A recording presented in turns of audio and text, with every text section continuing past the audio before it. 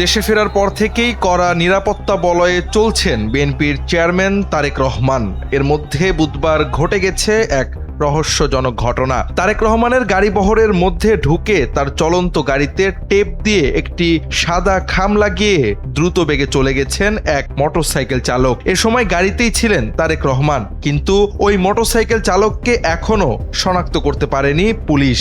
রাতে নিজ কার্যালয় থেকে গাড়িতে করে বাসায় ফিরছিলেন তারেক রহমান। রাত 12:15টার দিকে গুলশান 65 নম্বর সড়কে এলে ঘটে এই রহস্যজনক ঘটনা। জানা গেছে, এ নিয়ে তারেক রহমানের ব্যক্তিগত নিরাপত্তা বাহিনী ও পুলিশের মধ্যে চলছে ব্যাপক তোলপাড়।